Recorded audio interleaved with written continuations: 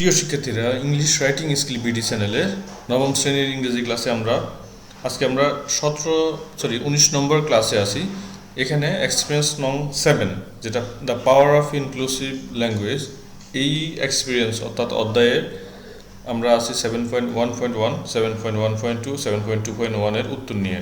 তো এই অধ্যায়ের নাম হচ্ছে অন্তর্ভুক্তিমূলক ভাষার শক্তি। আমরা পড়াশোনায় যাই, তাহলে কি লেখা আছে দেখি। Let's reflect on our learning on language and power in class 8।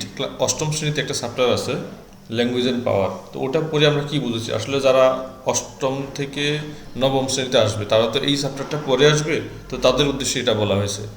তো আমরা দেখি তো আমাদের কি করতে বলছে এখানে।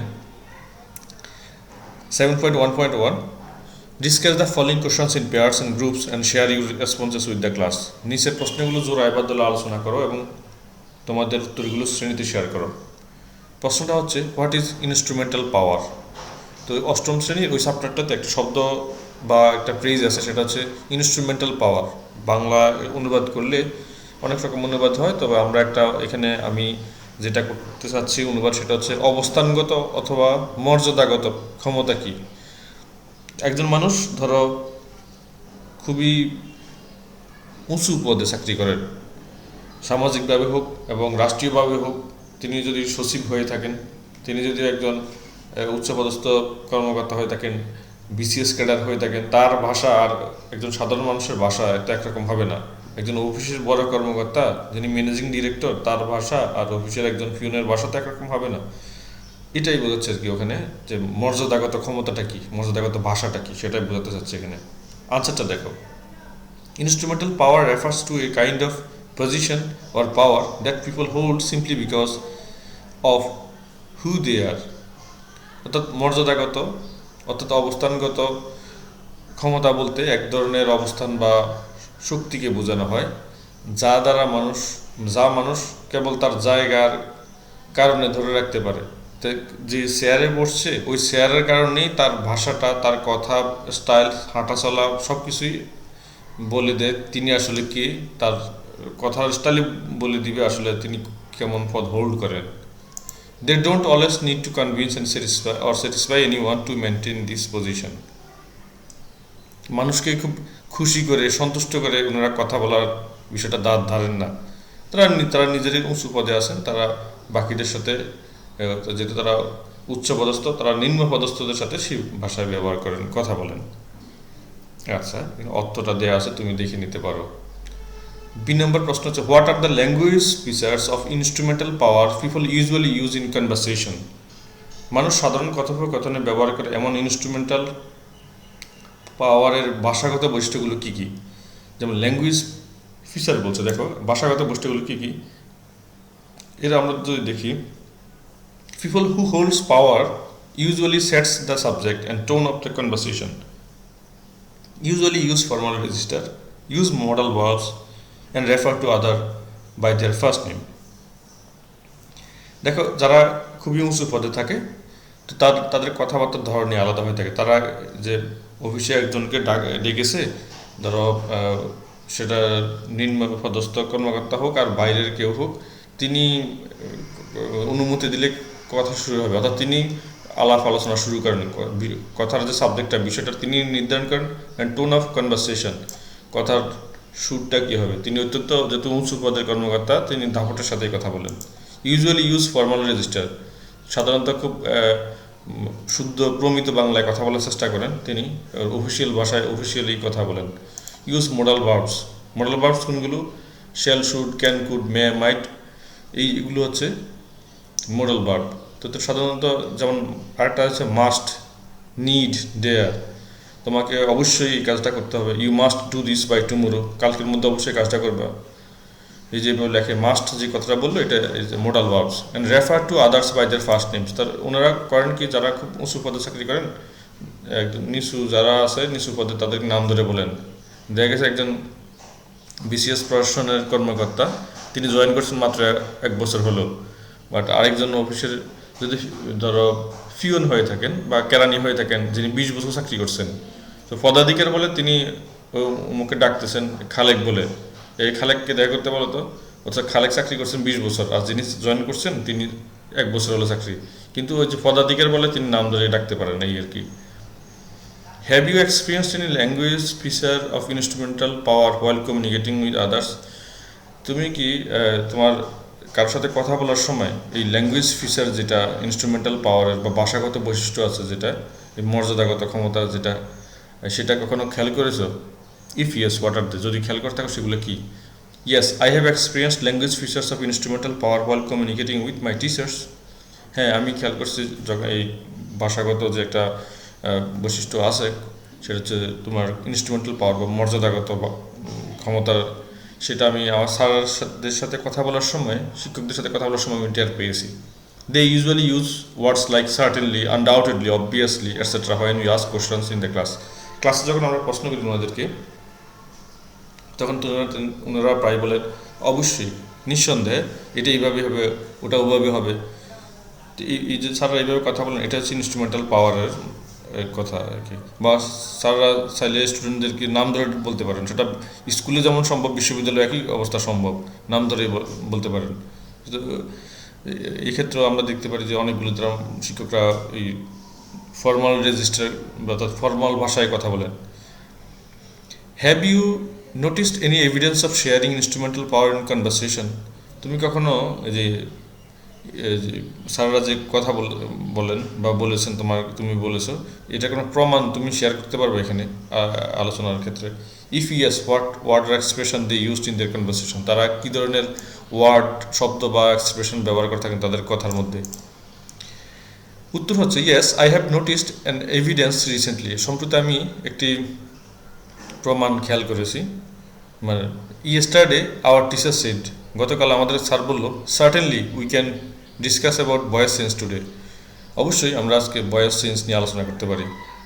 আচ্ছা, 7.1.2-তে আসি। আচ্ছা, এখানে বলে রাখি, দেখো সার্টেনলি কথাটাই হচ্ছে মূলত যে ইনস্ট্রুমেন্টাল পাওয়ারের উদাহরণ আর কি। ওকে, 7.1.2-তে আজকে কি হচ্ছে? Now reflect on the notices and guidelines you are usually informed by your teacher. এখন স্কুলে তোমাকে জানানোর জন্য সাধারণত যেসব বিজ্ঞপ্তি বা নির্দেশনাগুলো দেওয়া হয় সেগুলো নিয়ে একটু ভাবো তো দেখি। Then discuss the following questions in pair groups. তারপর সেগুলো প্রশ্ন আকারে, সেই প্রশ্নগুলো যে দেওয়া আছে সেগুলো দলে বা জোড়ায় আলোচনা করো। Finally share your responses with the class. তারপরে ক্লাসের সাথে সে শেয়ার করো। আমরা ছবিতে দেখতে পাচ্ছি, দেখো দুজন স্টুডেন্ট স্কুলের নোটিশ বোর্ডে নোটিশ দেখছে, তাই না? দেখি তো তারা কি ওখানে, মানে এটা এই উপলক্ষে কী প্রশ্ন দেওয়া আছে? What are the things you are usually informed by your school? তোমার স্কুলে তোমাকে কি কি জানানো হয়, কি কি বলা হয়ে থাকে? স্কুল অথরিটি ইনফর্ম আস, প্রথমে এটা বড় হাতের হবে, school authority inform us of academic schedules, examination dates, events, code of conduct, extracurricular activities, and any changes in rules and regulations and other important announcements. আচ্ছা, আমরা যদি এখানে দেখি স্কুল কি জানায় আমাদেরকে, স্কুল কর্তৃপক্ষ, অবশ্য এখানে স্কুল কর্তৃপক্ষ হবে, আমি লিখি যদি কর্তৃপক্ষ, অবশ্য বানানটা হয়ে যাচ্ছে এনিওয়ে, আমি এক বানানটা লিখে আমাদের ক্লাসের ইয়েটা সময় নষ্ট করতে চাচ্ছি না, তুমি বুঝে নাও। স্কুল আমাদেরকে একাডেমিক সময়সূচি, পরীক্ষার তারিখ, অনুষ্ঠানাদি, আচরণবিধি, পাঠ্য বহির্ভূত কার্যকলাপ, অর্থাৎ পাঠ্য বহির্ভূত ঠিক কার্যকলাপ না, যে আমরা এক্সট্রা কারিকুলার যেটাকে বলি, যে কাজগুলো, সেটা কাজ বলতে পারি, কাজ এবং নিয়ম কানুনের যে কোনো পরিবর্তন, গুরুত্বপূর্ণ ঘোষণা স্কুল থেকে জানানো হয়ে থাকে। আমরা এটা এইভাবে আনসার করতে পারি। 2 নম্বর কোশ্চেনটা দেখো তো, how do the school officials inform you? কীভাবে স্কুলের কর্মকর্তারা তোমাকে তা জানান? আনসার হচ্ছে school officials informs us through written notice, announcement during assemblies, message, emails, school website and through guardians meeting etcetera. স্কুলের কর্মকর্তারা লিখিত নোটিশ, ওয়েবসাইটের সময় ঘোষণা, মানে যখন সময় সমাবেশ হয়, প্রত্যেকটা স্কুলে যখন অ্যাসেম্বলি হয় তখন তারা ঘোষণা দিয়ে জানায় বা শ্রেণীকক্ষে মৌখিকভাবে ঘোষণা দেন, তারপরে মেসেজ পাঠাতে পারে, ইমেল পাঠায়, তারপরে হচ্ছে এই স্কুলের ওয়েবসাইটে দিতে পারে। অভিভাবক যে সভা সমাবেশ হয় সেখানে তারা আমাদেরকে জানাতে পারেন। What type of words and sentence expression and tone does the school officials use to inform you about something? স্কুলের কর্মকর্তারা তোমার সাথে কথা বলার সময় তারা কী ধরনের বা শব্দ, বাক্য এবং অভিব্যক্তি বা সুর ব্যবহার করেন? আনসার হচ্ছে the school official uses formal words and expressions bearing the tone of authority and command. স্কুলের কর্মকর্তারা আমাদের কোনো কিছু অবহিত করার সময় অবশ্যই আনুষ্ঠানিক শব্দ ব্যবহার করে থাকেন। সেটা যেহেতু এখানে অফিসিয়াল ব্যাপার, সেই কারণে তারা সবসময় এক ধরনের টোন অফ অথরিটি, এত তারিখের মধ্যে ফর্ম ফিল আপ করতে হবে, এত তারিখের মধ্যে ছবি জমা দিতে হবে, কাগজ জমা দিতে হবে, এই যে কমান্ডের সুরে কথা বলাটা। Do you find any difference between the language of those notice and orders and the language we usually use? আমরা প্রত্যেক জীবনে যে শব্দগুলো ব্যবহার করি সেগুলোর সাথে স্কুলে যে ভাষা ব্যবহার করা হয়, এর কোনো ডিফারেন্স তুমি দেখতে পাও? If yes, what are the? যদি তেমনই হয় তা কী পাও খুঁজে তুমি? Yes, there are differences between the language used in school notice or orders and the language we usually use in casual conversation. আমরা সাধারণ কথাবার্তায় যে ভাষা ব্যবহার করি তার সাথে স্কুলের যে নোটিশের বোর্ডের ভাষাটা একটু ডিফারেন্স আছে। In our real life conversation, আমাদের প্রত্যেক জীবনের আলাপচারিতায় উই ইউজ ইনফর্মাল ল্যাঙ্গুয়েজ, আমরা অনানুষ্ঠানিক ভাষা ব্যবহার করি। But the school notice or orders are always more structured and formal. স্কুলের ভাষাটা সবসময় হয়ে থাকে একটা কাঠামোগত কথা, মানে নিয়মবদ্ধ কথা এবং ফর্মাল, আনুষ্ঠানিক কথা। Why do you think the school officials use a different type of language to notify you? তোমার কাছে কেন মনে হচ্ছে যে ওনারা ভিন্ন রকমের ভাষা ব্যবহার করে থাকেন? আনসার হচ্ছে school officials use different type of language, that is formal language. ওনারা আনুষ্ঠানিক শব্দ ব্যবহার করে থাকেন। They provide information in professional manner, তারা সেখানে যে তথ্য দিয়ে থাকেন সেটা অবশ্যই প্রফেশনালি দিয়ে থাকেন, কারণ এটা ওনাদের পেশাগত দিক থেকে ফর্মাল কথা বলাটাই সমীচীন। 7.2.1 আসো, রিড দ্য ফলোয়িং টেক্সট। নিচের টেক্সটটা পড়ো। Then in pair or groups identify examples of the linguistic feature of instrumental power and neutralization of that power. তো তারপর জোড়ায় বা দলে ইনস্ট্রুমেন্টাল পাওয়ার এবং ক্ষমতাকে নিরপেক্ষ করার ভাষাগত বৈশিষ্ট্যের উদাহরণগুলো খুঁজে বের করো। Later check your response with the class, তারপরে শ্রেণীতে সেগুলো যাচাই করতে বলছে। আমরা এখন যে প্যাসেজটা আছে আমরা দেখতে পাচ্ছি, একটা প্যাসেজটা পড়বো আমরা সবাই। দেখো তো, Diba and Nazmun are true friends. Diba এবং নাজমুন হচ্ছে দুই বন্ধু। লাস্ট স্যাটারডে, গত শনিবার, Diba came to visit Najmun's school. Diba নাজমুনের স্কুল ভিজিটে আসছে। The school is on the outskirt of the city. স্কুলটা শহরের থেকে একটু বাহিরে, শহরের উপকণ্ঠে বলা যায় আর কি, মূল শহরের মধ্যে নয়। On their way to school, তাদের স্কুল যাওয়ার পথে, Diba loved the serene and quiet environment of the area. Diba এই যে স্কুলে যাওয়ার পথে যে শান্ত পরিবেশ, নীরব পরিবেশটাকে খুব পছন্দ করলো। আফটার রিচিং দেয়ার, সেখানে যাওয়ার পর, আউট অফ কিউরিসিটি, মানে একেবারে মানে কৌতূহলের বসে, Diba looked at the notice board huge hung beside the school gate. Diba খেয়াল করলো যে একটা নোটিস বোর্ড ঝুলানো আছে স্কুলের গেটের পাশে। The language of notices seems different to her. তার সেখানে সে দেখতে পেল যে নোটিসের ভাষাটা একটু ভিন্ন রকমের সেখানে। দিবা রিড দ্য ফলোয়িং নোটিস। দিবার নিচে নোটিসটা পড়লো। The students who like to submit their forms are requested to attach 2 copies of passport size photographs and birth certificates with the photocopies of their parents and ID cards. স্টুডেন্টরা হু like to submit their form, যারা ফর্মটা জমা দিতে চায় তারা অবশ্যই 2 copy passport সাইজের ছবি এবং জন্মসনদের ফটোকপি, বাবা মায়ের এনআইডি কার্ডের ছবি জমা দিতে হবে। এখানে অনুবাদ করে দেওয়া আছে, দেখো। Again, as the teacher have other responsibilities to carry out, যেহেতু শিক্ষকদের অন্যান্য দায়িত্ব আছে পালন করার জন্য, the interested students are requested to meet the teachers from 10 to 11:30 AM on Monday and Wednesday। তারপরে যেহেতু ছাত্রের অন্যান্য কাজ আছে, তাহলে যারা ছাত্রের সাথে দেখা করতে চায় তারা যেন প্রত্যেক সোমবার এবং বুধবারে 10টা থেকে 11:30টার মধ্যে দেখা করে। ড্রয়িং নাজমুনস অ্যাটেনশন, নাজমুনের মনোযোগ আকর্ষণ করে দিবা বলল, the language of your schools notice seems different. তোমাদের স্কুলে যে নোটিসের ভাষাটা সেটা একটু ভিন্ন মনে হচ্ছে। Nazmun could not understand asked, is it? Nazmun জিজ্ঞেস করলো যে আসলে কি তাই? How is it different from your school? তো তোমাদের স্কুলে যে নোটিস দেয় সেটার থেকে ভাষাটা আলাদা কেন মনে হচ্ছে? দিবা বলল, you know in my school the same notice will be written in the following way. আমাদের স্কুলে এই নোটিশটা লেখা হবে নিম্নোক্তভাবে, the students who will submit admission forms for 2023 are asked to bring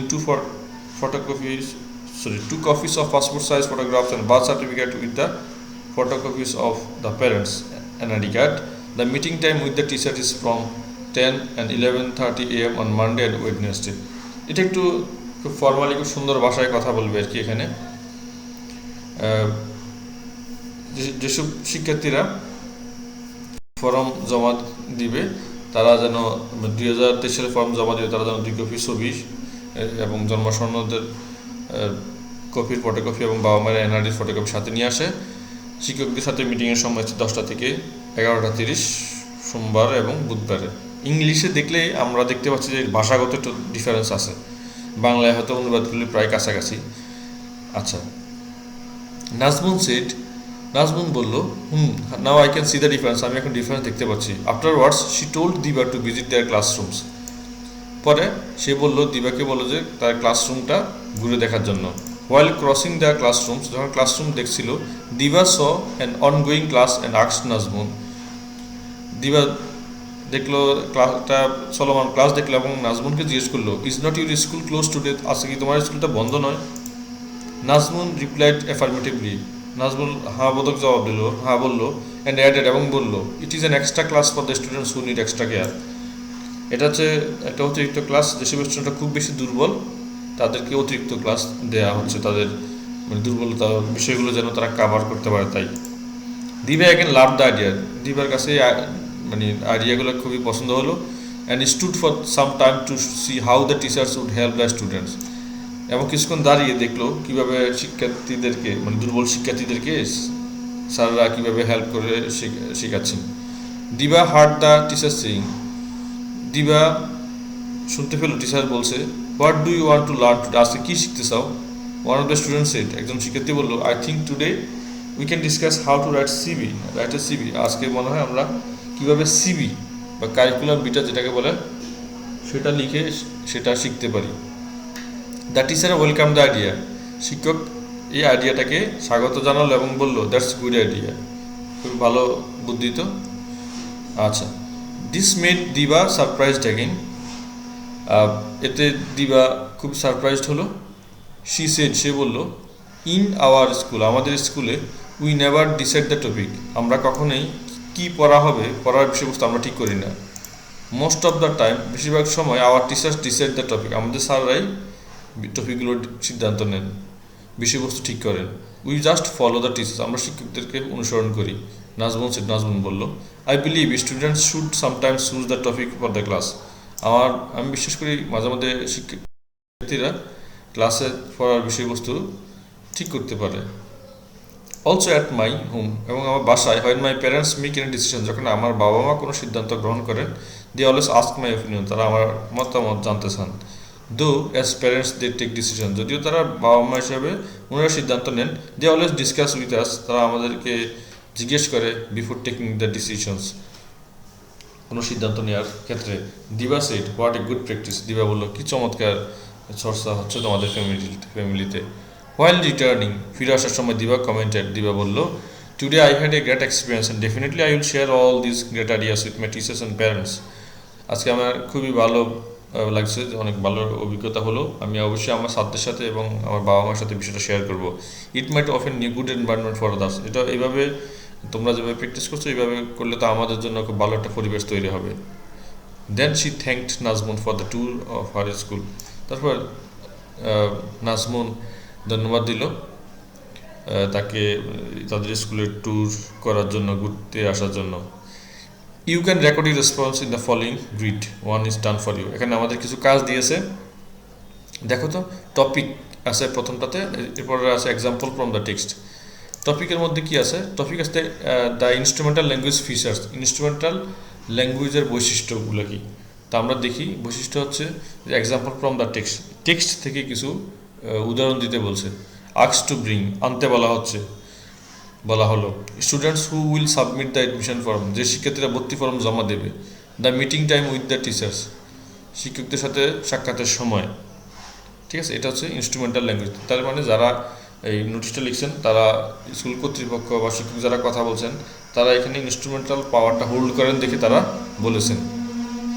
the language features to neutralize power, তো এখানে অর্থাৎ ক্ষমতাকে এই নিরপেক্ষ ভাষায় কথা বলার জন্য কীভাবে, মানে সেটার বৈশিষ্ট্যটা কী। নিরপেক্ষ ভাষায় রিকোয়েস্টেড টু অ্যাটাচ, মানে সংযুক্ত করার জন্য অনুরোধ করা হচ্ছে। The students who like to submit the admission form, শিক্ষার্থীরা যারা ফর্ম জমা দিতে চায়। Requested to meet the teachers, শিক্ষকদের সাথে দেখা করার অনুরোধ করা হলো। অনেক সুন্দর ভাষায়, নিউট্রালাইজ ভাষায় যখন কথা বলা হয় সেটা অনেক শ্রুতিমধুর হয়। আর ইনস্ট্রুমেন্টাল পাওয়ার ভাষায় যে কথা বলা হয় সেটার অতটা সৌন্দর্য থাকে না আর কি। এনিওয়ে, আমাদের ক্লাসটা আমরা আজকে বড় করবো না আর। ক্লাস চলাকালীন সময় যে শব্দটা শুনতে পেয়েছো বাইরে, আসলে অনেক সময় তো যে কনস্ট্রাকশনের কাজ হচ্ছে, বাইরে অনেক নয়েজ হয়। ক্লাস যখনই রেকর্ড করতে বসি তখনই অনেক নয়েজ হয়, তো সেজন্য আমি দুঃখিত। এটা আসলে আমরা তো কিছু করার নেই। যাই হোক, ক্লাসটা যদি ভালো লেগে থাকে সবাইকে ভিডিওটা, আমি চ্যানেলটা সাবস্ক্রাইব করার কথা বলবো। আর অন্যদের সাথে শেয়ার করলে তাদেরও উপকার হবে। কারো মতামত থাকলে সেটা কমেন্ট করে জানাতে পারো। সবাইকে অনেক ধন্যবাদ। খুদা হাফেজ। আসসালামু আলাইকুম।